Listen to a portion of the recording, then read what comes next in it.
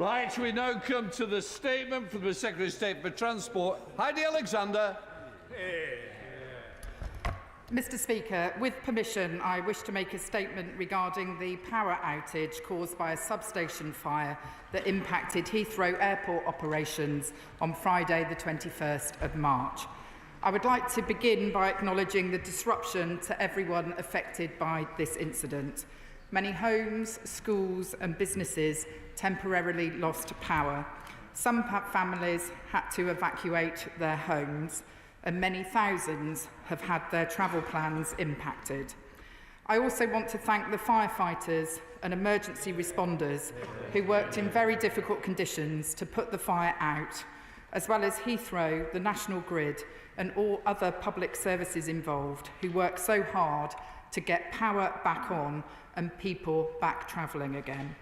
This was an unprecedented event, and we must learn any and all lessons we can to ensure that it does not reoccur in future. Let me begin by setting out what we currently know about the cause of the incident.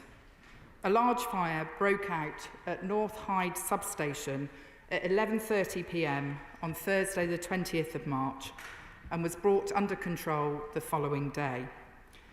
Due to the impacts, Heathrow Airport announced at 4:30 a.m. on Friday that it would close until midnight that day.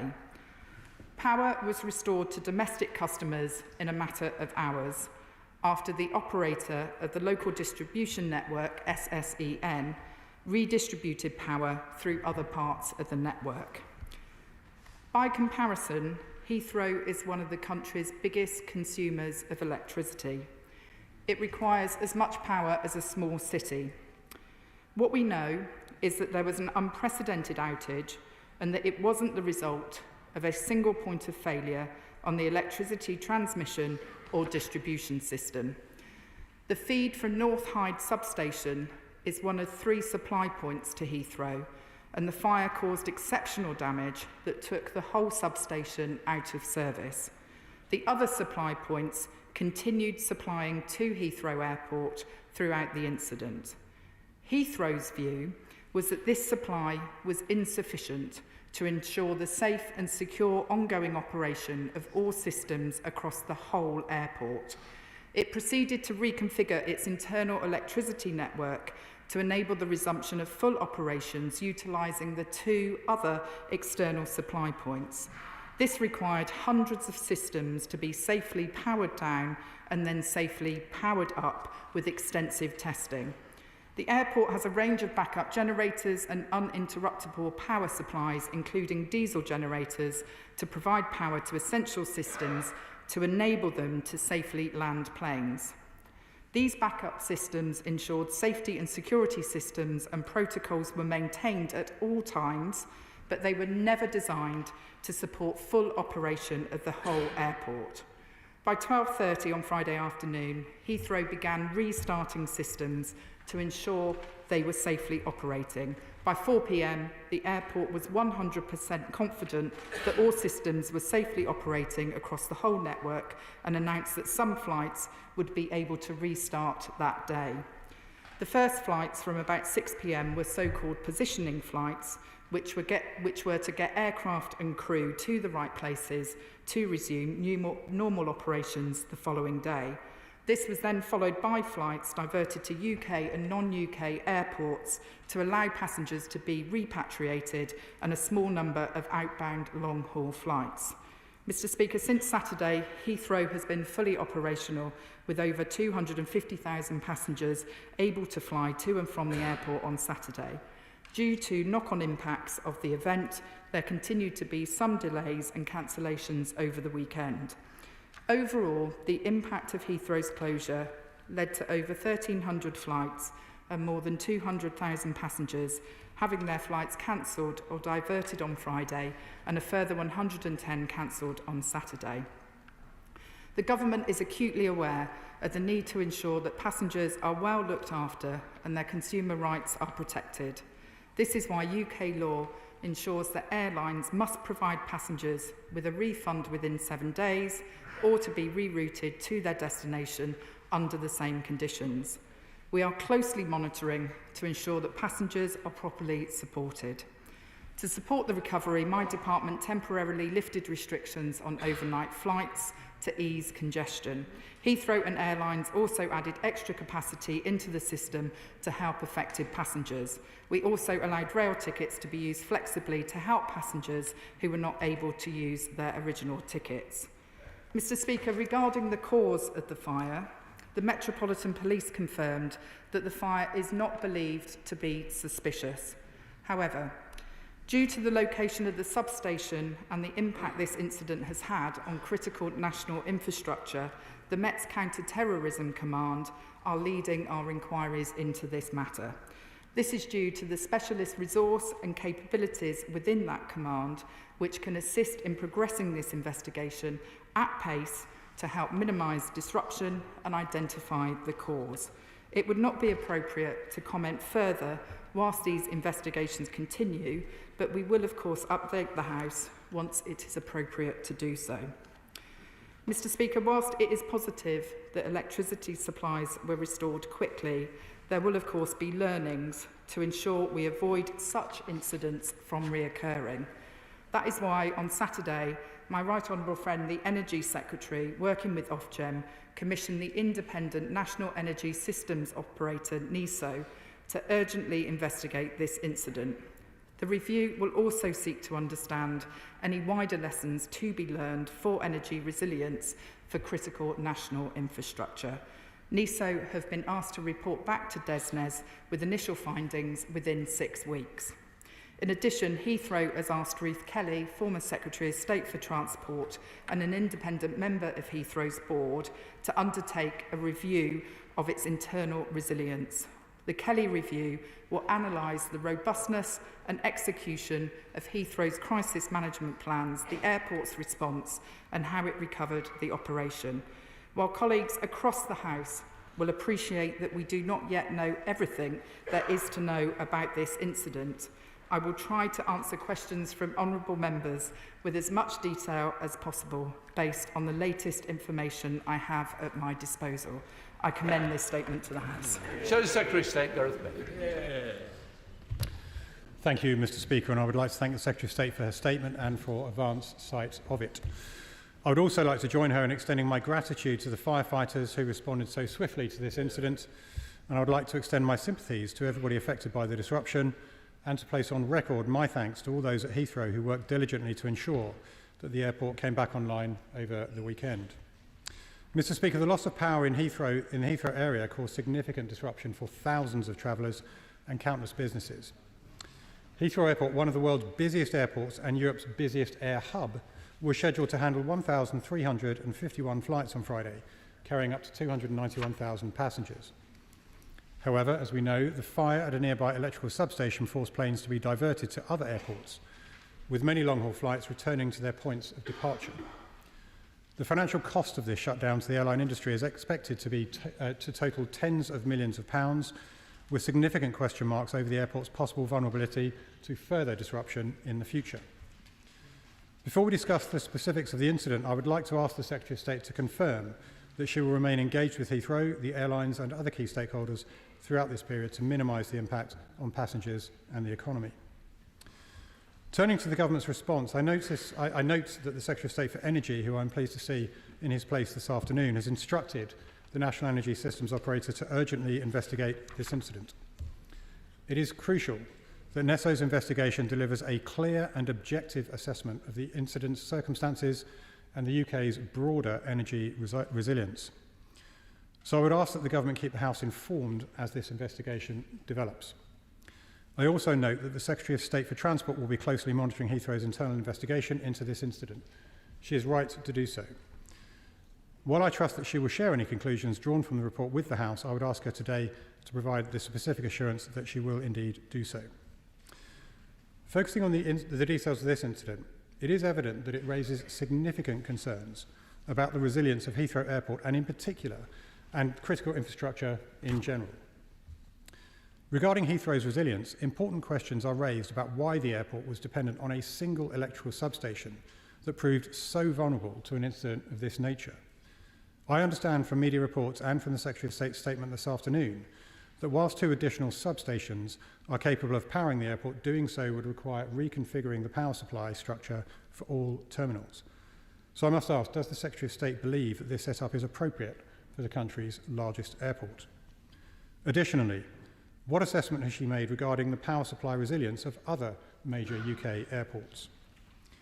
With regard to the resilience of our critical national infrastructure, this episode underlines the urgent need to ensure that our critical infrastructure is safeguarded against both accidental incidents and deliberate acts of sabotage by malign actors. The House will recall that when President Putin launched his illegal invasion of Ukraine, global energy markets faced immense disruption, posing the most significant threat to European energy security since the 1970s. Despite this upheaval, Britain's energy prices remained broadly stable, but only because the government of the day took decisive action to protect businesses and households from price spikes as far as possible, but this came at a significant financial cost. However, this event at Heathrow reminds us that true energy security depends not only on price stability, but also on the physical safety of our energy infrastructure. Given the crucial role of airports to our economy, we must remain vigilant. And in light of that, I must ask the Secretary of State what discussions she has had with her right honourable friend, the Energy Secretary, to ensure the energy supply to major airports remains secure. What is the timeline for the Kelly review, and will its findings be made publicly available? Will she engage with colleagues across government departments to assess and mitigate the risks posed by malicious actors who will undoubtedly have taken note of this weekend's events? And finally, Mr. Speaker, what specific steps will she take to strengthen the resilience of our critical national infrastructure? Thank you, Mr. Speaker. I'm grateful to the honourable gentleman for the tone of his comments, and let me assure him and other members of this House that I will do everything I can to keep him updated, and I will continue the engagement that I have had with Heathrow since the incident first became known to me. I spoke to the Chief Executive of Heathrow on Friday morning. I spoke again to the Chief Executive of Heathrow today, and if there is anything that my officials can do to assist his front bench in understanding this very serious issue, I would be very willing to facilitate any meetings that he may wish to have. With regard to the internal investigation that London Heathrow Board have commissioned Ruth Kelly to do, as he knows, I have asked to see a copy of that report, and assuming that I have the permission of Heathrow to share it more broadly, then I would be happy to share those contents with him and the House. He asked me about whether I am content and confident with the setup for airport power supplies. I should just say that I'm not going to become an armchair electrical engineer. I do want to see the reports that have been commissioned by the airport and that my honourable friend, the Secretary of State for Energy, has commissioned from NESO. We are also conducting via the Cabinet Office a resilience review of critical national infrastructure, and I can assure him that we will be looking at any and all of the issues that this incident raises in those reviews.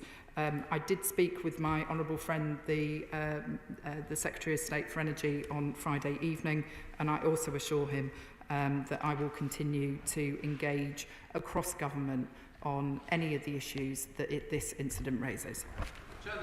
To Ruth Cadbury. Thank you, Mr. Speaker, and I'd like to also thank the Transport Secretary for her statement today, and also the fire services and the airport and airline staff who did so much to over the weekend to address and support the situation and ensure it didn't get any worse.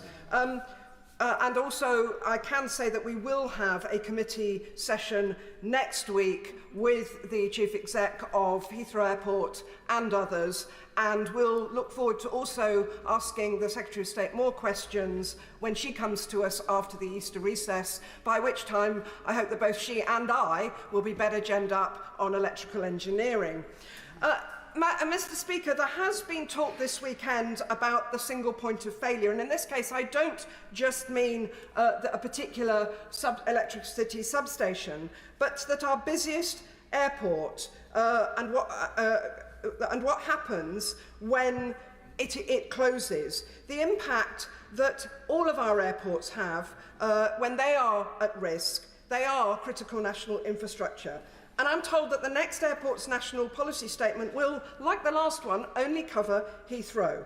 So would the Secretary of State consider that now is definitely the time that we had a national airport strategy so that includes what happens when any one of our airports is taken out of action? I'm grateful to my honourable friend, the chairwoman of the Select Committee, for her remarks. The airport's national policy statement is a site-specific document, but I will reflect upon her suggestion of a wider airport strategy, and I'm sure we will discuss it more when I'm in front of her committee in a couple of weeks' time. Paul Calder, Liberal Democrat spokesperson. Thank you, Mr. Speaker. Can I thank the Secretary of State for advanced sight of her statement? May I start by echoing the words of the Secretary of State and others in expressing my gratitude to the firefighters and other emergency workers who fought the fire, and for the airport, airline and other staff for all their hard work in the face of this catastrophic systems failure. What has happened is clearly a rare occurrence. It raises a number of significant questions about the security management of our critical national infrastructure. Whilst I'm pleased to hear that currently no foul play is suspected, the event has revealed vulnerabilities in our national security that may be exploited in the future by terrorists and hostile state actors. It is consequently vital that lessons are learnt to ensure an incident like this does not happen again, and I welcome the announcement there will be a full investigation into what has happened. It's deeply concerning that the failure of a single piece of infrastructure has taken down the entire airport. Heathrow is connected to 3 substations. Whilst 2 were impacted, the third was running and had enough capacity, thought to be around 72 megawatts, to power the whole of Heathrow, which requires a little more than 40. It is evident Heathrow's power setup could not be swiftly reconfigured to allow the third substation to be used, and we need to understand why and whether this could be remedied for the future. Whilst Heathrow claims it is normal for airports not to have sufficient backup capacity to power their entire needs, other industries that require even more power than Heathrow, such as data centres, take more robust steps to ensure there are sufficient backup systems to counter such failures. Shouldn't our key international transport hub have the same safeguards? We must also not forget those whose journeys were disrupted. It's estimated that over 200,000 passengers have been impacted by the event. However, under current regulations, most of these will not be eligible for compensation. So can I ask the Secretary of State 3 questions? 1, what impact, if any, will this incident have on the government's plans for expansion at Heathrow? Can the national grid infrastructure cope with the third runway, or will the airport become more prone to failure? Secondly, does she believe that UK airports should be taking steps to increase their backup capacity to ensure an incident like this does not happen again? And thirdly, does she believe the current regulations concerning passenger compensation are sufficient? I'm grateful to the honourable gentleman for his question. I do think the question of expansion of Heathrow and this very rare, unprecedented event are 2 entirely separate issues, and he will be aware that the government has invited Heathrow to bring forward proposals for a third runway, and we will be reviewing the airport's national policy statement after that. With regard to backup capacity at airports, I am told that the backup power systems in Heathrow operated as they should have done in this incident. They did not fail. I don't want to make knee-jerk conclusions as a result of this unprecedented incident, but we will be looking very closely at the 2 reviews I mentioned in my statement, and I have worked with the Civil Aviation Authority to ensure that passengers who have been affected by this disruption are aware of their rights. John MacDonald. Heathrow is in my constituency, as is this substation which caught fire, so I'd like to join with the others to thank the firefighters who worked so hard to get this under control so quickly at some risk. Also the police and the council officers that helped the evacuation of 150 of my constituents from their homes. I was there on the day, met some of the residents, and I'll be writing to them all so that we could pick up lessons from what they experienced on the day itself and build it in. But now that this site has gained such high profile, there are concerns about the security of the site for the future. So I'd welcome some more detailed information coming out of the inquiry about how we will secure this site in the future, not just from accident, but also from potential attack. Secretary of State. I'm grateful to my honourable friend for that question, and I think he raises a fair point, and I will ensure that we provide that information to him once we have reviewed the different reports that are going to be published over the next couple of months. Mark Blitchell. Thank you, Mr. Speaker. The Secretary of State mentions consumer rights, and Heathrow customers were not only delayed and disrupted, but also ripped off, with huge hikes for alternative flight, car hire and hotels. Isn't it time the government brought forward robust anti-price gouging legislation? And in fairness to her on the front bench, I also asked the previous government, did absolutely zero on it as well. So I hope this government will, well, it's true, and I think we saw the result of that in many other ways. So can I ask, on behalf of the British consumer, who are many of them and international consumers who've been ripped off as a result of this, no fault of their own, isn't it time we had this new legislation in place and also a wider review of the monopoly of the operators of hotels in Heathrow and the lack of competition of airlines coming into Heathrow? Secretary of State. I can categorically say that it wouldn't be right for anyone or any business to be capitalising from this disruption.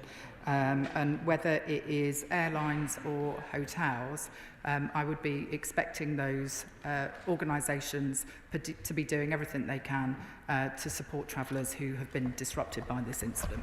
Lawrence Turner. Thank you, Mr. Speaker, and I think the Secretary of State's statement today underlines why it's important to avoid speculation in the immediate aftermath of the critical incidents such as this. Can she give the House a reassurance that if any systematic risks are identified that potentially affect other major airports, then there will be a coordinated response? And if any such issues are identified at regional and local airports, then members of this House in proximity to those airports will be kept informed? Secretary of State. I'm very happy to give my honourable friend that assurance. Jim Shannon. You, Mr. Speaker, and I thank the Secretary of State very much for her answers. Of course, this isn't the first time. Of course, there's been a problem at Heathrow back in August 23, UK air traffic problems.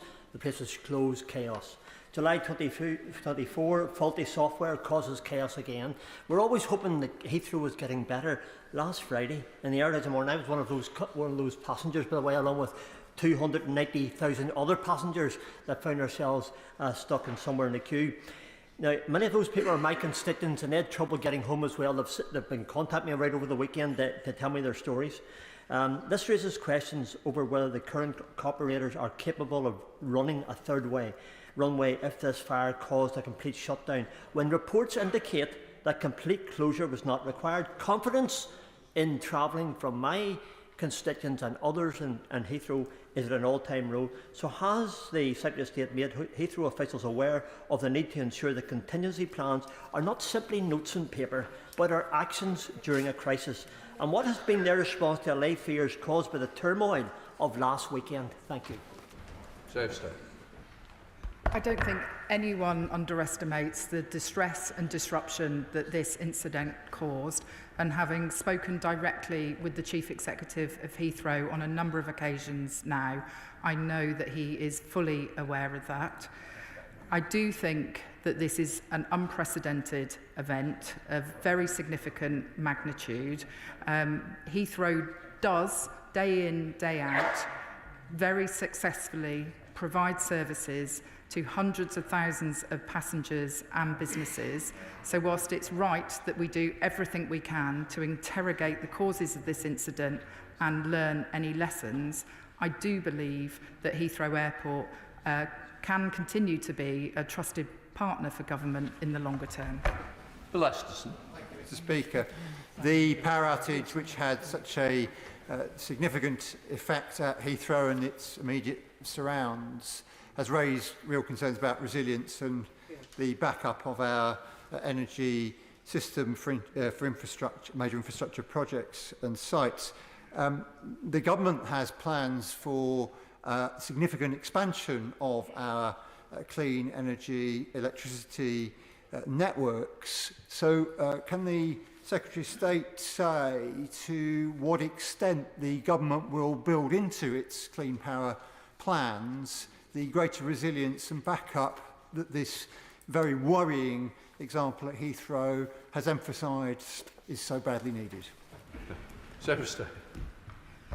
I can confidently say that as we transition to clean power, resilience will remain key in the delivery of our power network, and I don't think that anything changes as a result of our determination to move to clean power, but that, you know, I'm happy to continue discussions with colleagues in DESNES to make sure that that is the case. Father House, Robert Lee. Following that last question, can the Secretary of State give us an absolute assurance that nothing in our drive towards green energy and net zero will ever affect the sustainability and safety of our vital transport systems? I can give the honourable gentleman that assurance, and I am very aware that there were some other honourable members of this House who aren't present in the chamber today who were busy peddling some myths on Friday morning about this issue. It was very clear to me that the backup power supplies that Heathrow have consist of both diesel and electricity generators. So no matter what some other honourable members might be saying, those systems did work, and I can give the honourable gentleman the assurance that he seeks. Clive Ethel. Thank you, Mr. Speaker. The fires at electricity substations are not unheard of.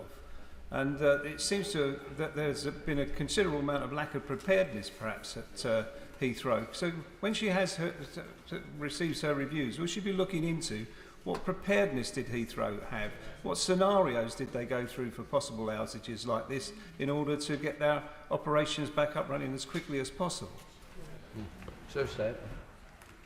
I think that will be an issue that the Kelly review is looking at, and I think the honourable gentleman makes a fair point about preparedness as well as resilience, and it will be a subject that I will be discussing in the future with Heathrow.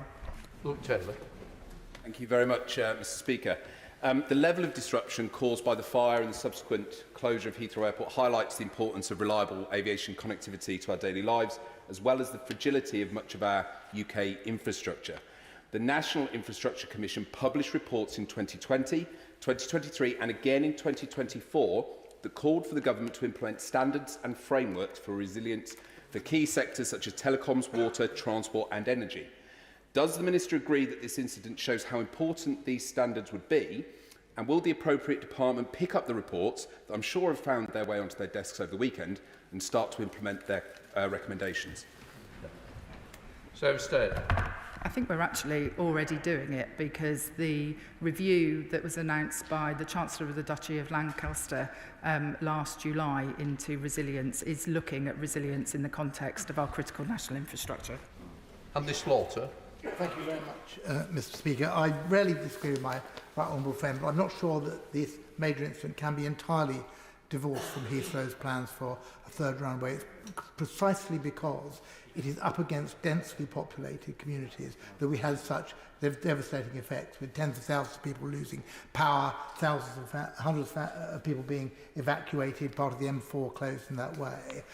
Would she at least say that in any consideration of expansion of Heathrow, 50% larger, therefore problems like this presumably 50% worse, she will at least look at the risk and resilience that will be consequences of that?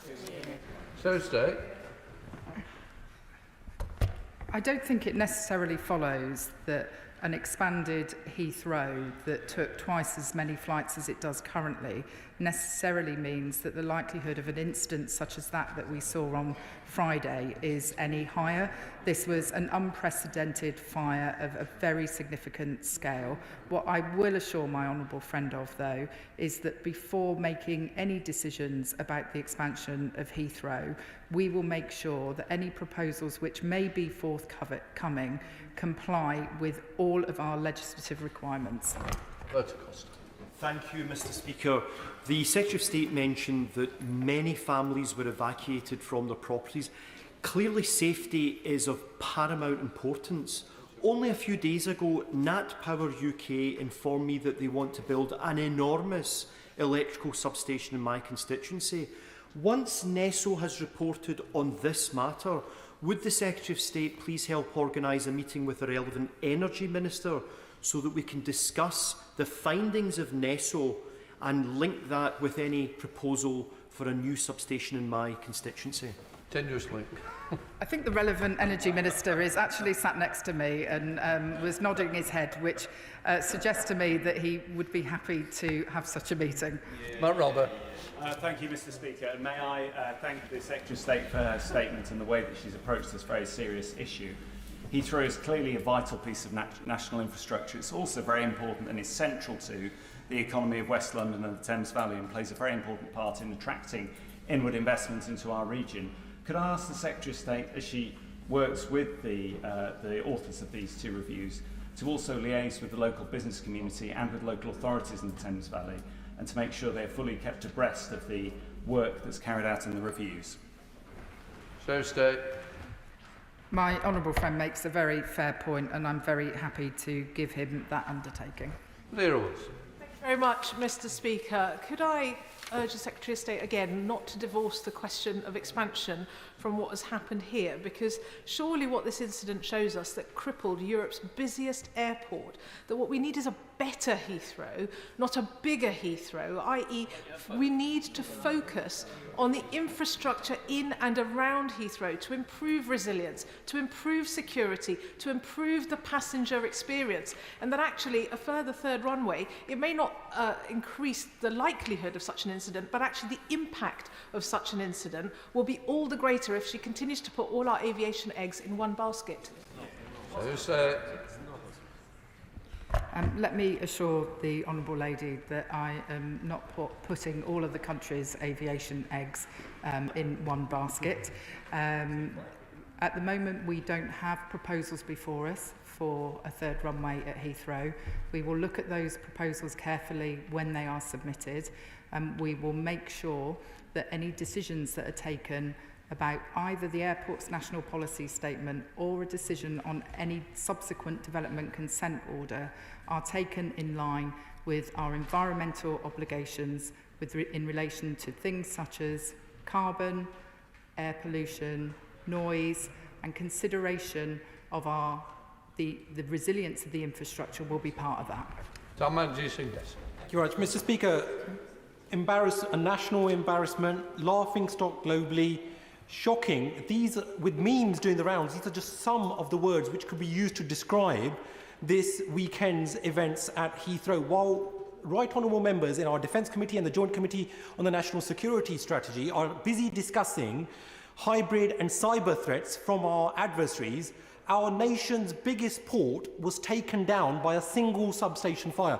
Does my right honourable friend, the Transport Secretary, agree with me that my Slough constituents and people across the country aren't bothered with the blame game that is now underway, but that this should be a wake-up call regarding the resilience of our national infrastructure, and that there should be no repeat?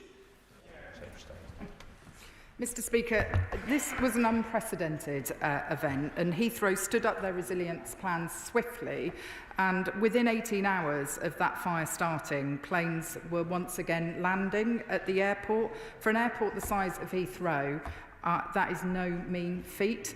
It's right that both an internal review of the airport crisis management and resilience plans takes place, and it's right that the government has commissioned the review that will be conducted by NESO. Graham Ledbetter. Thank you, Mr. Speaker. The Secretary of State has already indicated that she spoke to the Chief Executive of Heathrow on Friday and again this morning. I'd like to think in an instant of this scale that there was ministerial contact throughout the weekend and possibly even on a more than daily basis, given the impact it had on so many people. Will she commit to urgently reviewing the DFT's response to this major incident in addition to Heathrow's response? The Secretary of State will also be very much aware that there are airports length and breadth of the UK that are vital transport hubs linked to critical infrastructure such as Aberdeen Airport and in my own constituency Inverness, with dozens of helicopter flights servicing offshore oil and gas and renewables infrastructure, and airports that are home to air ambulances, police helicopters and Coast Guard services. Will she also therefore commit to reviewing the level of operational resilience in those and other locations that host services critical to people's well-being and energy security and national security? Secretary of State. I can assure the honourable gentleman that in addition to the conversations I had with the Chief Executive of Heathrow, I was updated throughout the weekend by my officials on what was happening at the airport, and I'm happy to write to him about the wider point that he raises. James Sasser. Thank you, Mr. Speaker. As the Secretary of State is aware, my constituency contains London City Airport, which by its nature is very closely situated alongside residential and business buildings, and so safety is something we're very alive to. It is also an area of massive regeneration, so power pressure is something we're also alive to as well, and that will be an interesting part for my constituents as part of her statement. Could she assure us that the review and the lessons learned will not only be shared, but also be looked at how they can be adapted so other airports can adjust to them and make future-proofing for their resilience in the safer, so that we're not just learning this lesson after the event? Secretary of State. I'm very happy to make that commitment to my honourable friend. Dr. Andrew Murray. Thank you, Mr. Speaker. Does the Minister agree that what happened on Thursday and Friday is a complete national embarrassment? It should never have happened. Will she do an assessment of our remaining airports to ensure that they also have multiple supply points for electricity, but that they do not rely on the illusion that plainly happened at Heathrow, that those multiple supply points made Heathrow completely reliable as a hub airport? Because that appears, on first looking at this, to be the case as far as Heathrow is concerned, and it's not adequate. Secretary of State. It strikes me that the honourable member wasn't perhaps listening to the responses I gave in answer to questions on this side of the chamber. Whilst there were multiple power supply points to Heathrow, Heathrow took the decision that they needed to reconfigure the supply in the airport. Terminals 2 and 4 were very badly affected. They decided to put the safety and security of the travelling public first. They powered down all of those systems and they powered them back up again. Now, I wasn't sat in the room when those decisions were taken. Heathrow is a private company and they took decisions about what they thought was best for the travelling public. I'm not going to second guess those as the Transport Secretary, but what I will make sure is that we do very thorough reviews and I interrogate those reviews very carefully to ensure that any lessons we need to learn are learnt and are actioned upon. Emma Foodie. Thank you, Mr. Speaker, and I thank the Secretary of State for her update to the House this morning. As well as being one of the busiest airports in the world in its own right, Heathrow, of course, is a crucial hub, meaning that connector airports such as Newcastle International Airport and others are really impacted by any issues at Heathrow. Can my right honourable friend please assure me that a proper investigation is taking place, and not only is it taking place, but that we will learn the lessons and make sure that no such issue happens going forward, and to keep the House updated in the meantime? Secretary of State. I recognise that Heathrow provides really important connectivity for our regional airports and therefore for some of her constituents as well. I can give her an assurance that I will keep the House updated once both the internal review that has been commissioned by Heathrow comes back and once the report by NISO has also been published. David Munn. Thank you, Mr. Speaker. Obviously, this event was on a catastrophic scale, but there is regular disruption at Heathrow, and one of the consequences of that is wholesale cancellation of flights between Heathrow and Scotland, which I have raised previously in this chamber. So when Ruth Kelly does her report into Heathrow's resilience, will she look at its wider resilience, its ability to cope with weather-related or other technical issues, and not lead to this wholesale cancellation of flights between Scotland and London? Secretary of State. I'm grateful to the honourable gentleman for that question. I am not writing the terms of reference of the Kelly review because that is a review that has been commissioned by Heathrow Airport itself, and so I hesitate to stand at the dispatch box and try to amend the terms of a private company's review. My honourable friend, the Aviation Minister, tells me that you have written to him about this issue. He is due to be coming back to you on it, and it is a matter that is being considered by the Aviation Futures Forum. Thank you, Mr. Speaker, and I thank the Secretary of State for her statement here today. And can I add the comments that other members have made, and thanking those who dealt with this terrible incident at the time. This obviously had a huge impact on passengers, including residents in Harlow, who were looking to get back to the US. Can I ask what reassurance she can give passengers that this was due to an unprecedented power outage? And I wonder if this adds the case that other airports like Stansted, which employs a number of residents in my constituency, should have a greater resilience, a greater capacity, and potentially even look at transatlantic flights. He's tempting me to make a whole series of comments, interesting comments about Stansted. I can assure him that when we get the reviews back, we will be looking at the implications of those reviews with respect to other airports, including Stansted, which provides employment for a number of his constituents. Speaker, the fire and Heathrow closure will not only have impacted travellers and goods and services, but also the employees and contractors who work at Heathrow. So what can the Secretary of State reassure me and workers? Could she reassure me that she will urge all employers at Heathrow to ensure that staff who are due to work but unable to work through no fault of their own will be paid for that day? I'm grateful for that question. I must admit it's not a subject that I have discussed to date with the Chief Executive of Heathrow, but I'm happy to follow that issue up for him and come back to him. Rachel Tell. Can I thank the Secretary of State for all her hard work on this matter over the weekend? And can she reassure my constituents in North Warwickshire and Bedworth that our energy resilience remains high and that the holidays they have saved long and hard for will not be disrupted by similar incidents at regional airports up and down the country? And will she also look into the particular impact that outages like this have on disabled passengers? I will look at the specific issues that she raises about disabled passengers, but I would like to reassure her and her constituents that I am confident that our airports and critical national infrastructure is resilient. I do recognise that significant disruption was caused on this occasion. The NISO review will tell us if there are any other actions that we need to take, but I am confident in our current arrangements. Thank you, Mr. Speaker. I think it's first really important to emphasise that energy infrastructure is generally safe, but the example on Friday indicated that things can go wrong. What is the Minister, alongside her governmental colleagues, doing to address over-industrialisation in certain areas? An example in my constituency of Kintore and Ley Lodge, we have a 275 kV substation next to a 400 kV with a 3 gigawatt hydrogen plant and 9 battery storage sites in planning. This together has a huge risk if we consider that a fire was able to start on Friday.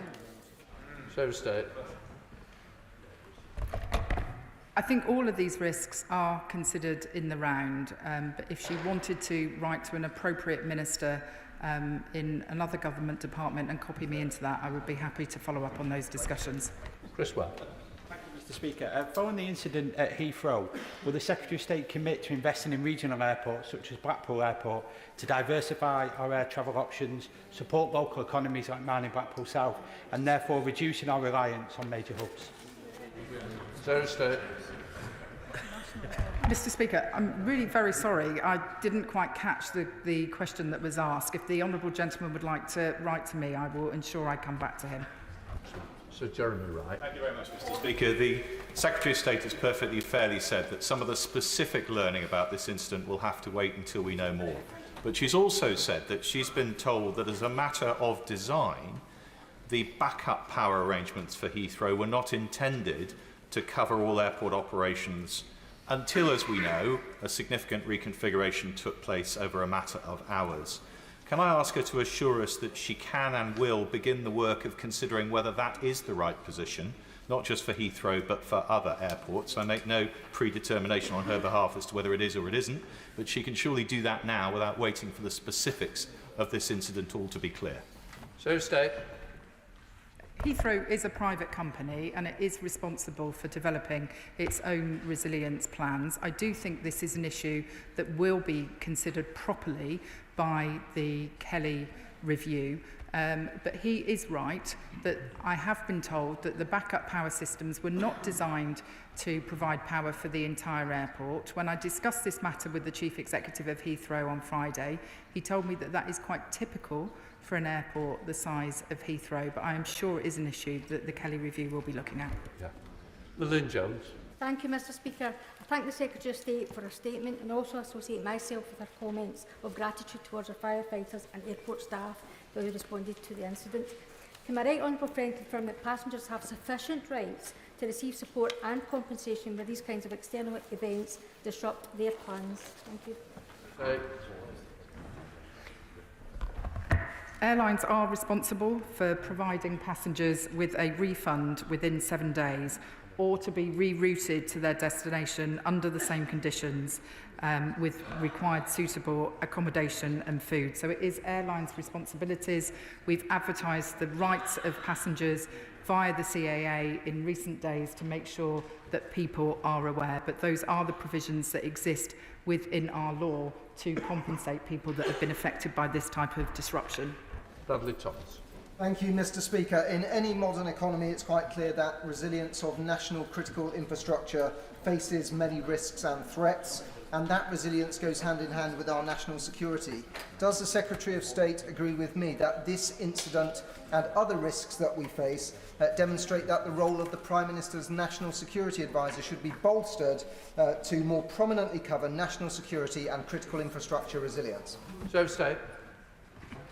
I can assure the honourable gentleman that this government will be doing everything in its power to learn the lessons from this incident and make sure that our critical national infrastructure is protected and resilient as we move forward. Robbins. Thank you very much, Mr Speaker. The Secretary of State's statement says that the National Energy System Operator, the review will seek to understand wider lessons to be learned for energy resilience for critical national infrastructure. Can I ask the Secretary of State, will that review include Northern Ireland in regards to the infrastructure there, but also include Belfast International Airport in my constituency, but also the Belfast City Airport as well? So state.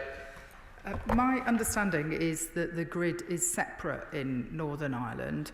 I will take his question away and consider with colleagues about the appropriate geographical scope of the NESO review. The terms of reference haven't yet been finally determined, so I will come back to him on that issue. Right, that completes the statement.